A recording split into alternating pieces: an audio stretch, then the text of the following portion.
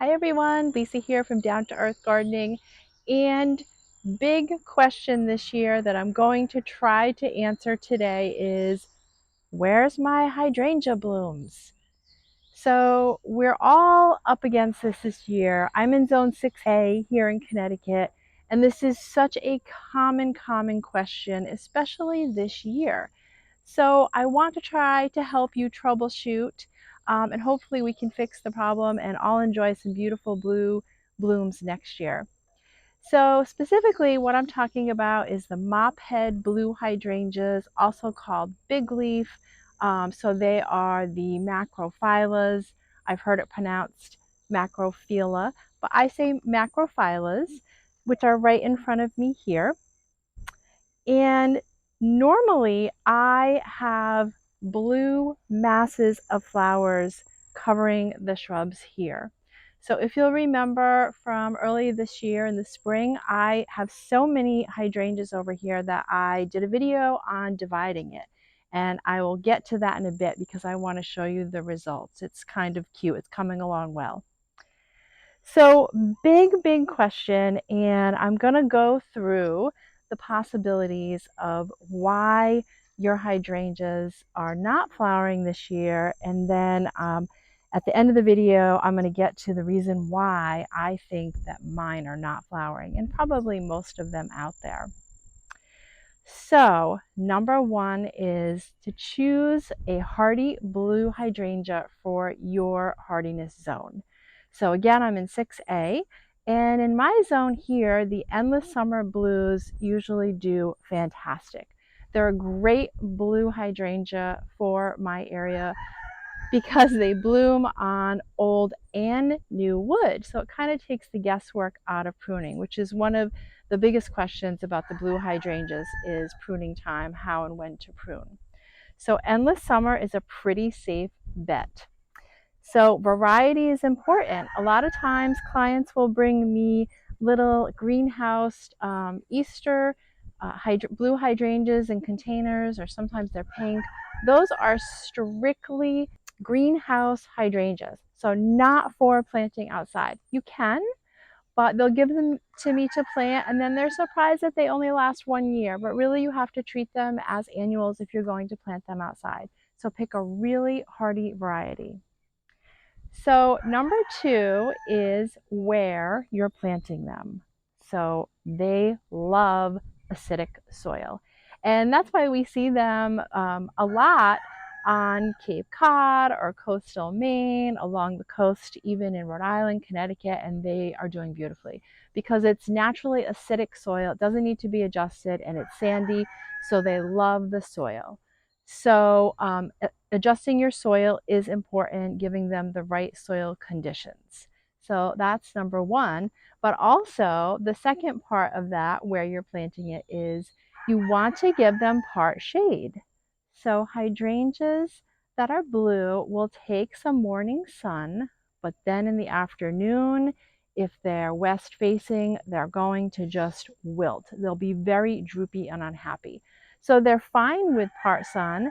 I've even planted some on the north side of homes, and they've done great. So they don't mind some shade. These here are in a great location. I hardly ever have to adjust them to get the blue, and they are just getting a little bit of morning sun over here. So location is important. So the next reason why you may not be getting any flowers from your hydrangea and you just see a lot of beefy green leaves, if that's happening to you every year, you would probably be best to do a soil test. So they do not like a lot of nitrogen.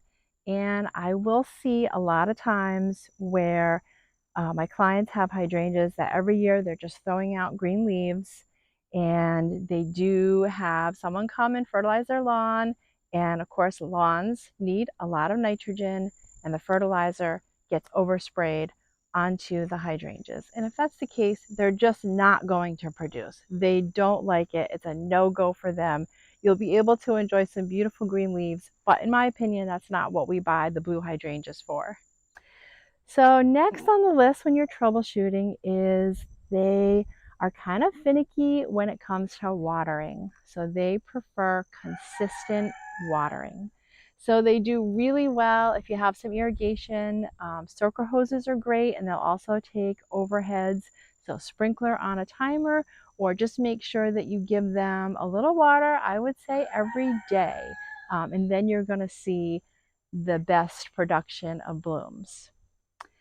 So the next thing I want to get to is a big portion of the video because it is about pruning. And I know there's a lot of questions about pruning. So a lot of times people will inherit a blue hydrangea and they won't know what the variety is. And so that can be really difficult. And I think you just have to assume that it is an older variety and it probably just flowers on old wood. So what that means is your safest bet is to only lightly prune them right after they flower. So don't wait until you get into fall when they're starting to produce for next year. And certainly don't prune them in the spring because then they're really getting ready to flower. Their bud production is really kicking in there.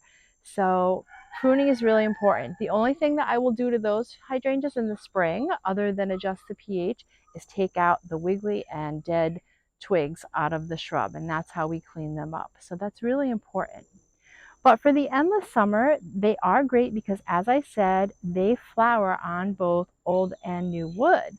So it really helps everyone take the guesswork out of it. So you're pretty safe, even if you do clip a little bit in the fall or you do clip a little bit in the spring, you're pretty safe because they're going to set out their buds on both that old and new production. So that's pretty great. So for these here, even though they're endless summer, I still treat them like I treat the older hydrangeas, and I will just lightly snip them.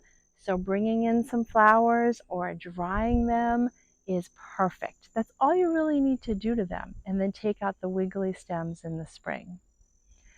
So my hydrangeas here, and I think this is what's happened to me and a lot of us here in New England, Northeast Connecticut.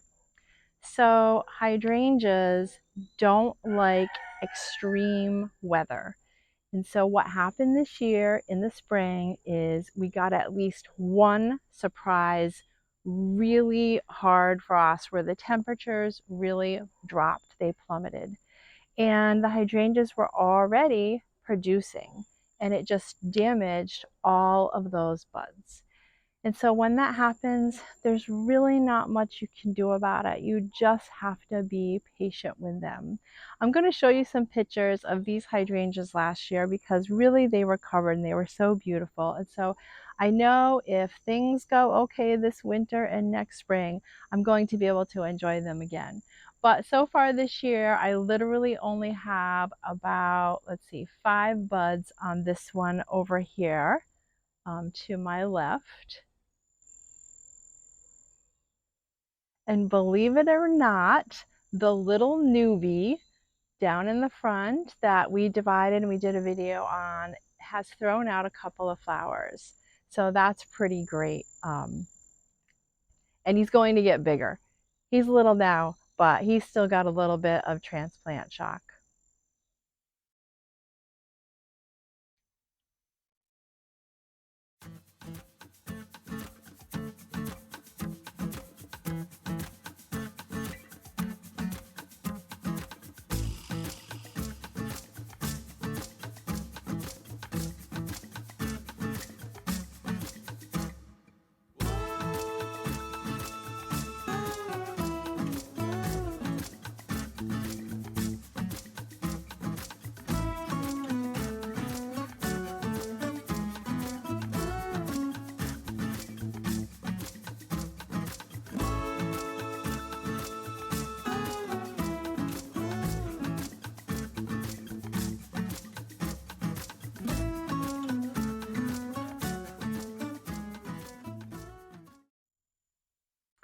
So it's the end of the summer here in New England, and I do still have a few blooms here that I am going to enjoy. And like I said, I'm not giving up. I know these can produce, and they probably, hopefully, will next year.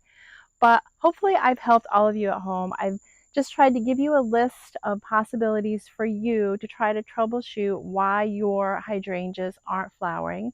And if you do live in my zone or you did have a finicky spring like we did here, then that is probably the reason why you don't have a lot of flowers this year. So, with all that said, I appreciate you all so much. Thank you so much for joining me. I love doing these videos, and I hope that I've given you some great tips today. If you like this video, go ahead and tap like and hit subscribe for some future gardening videos with us.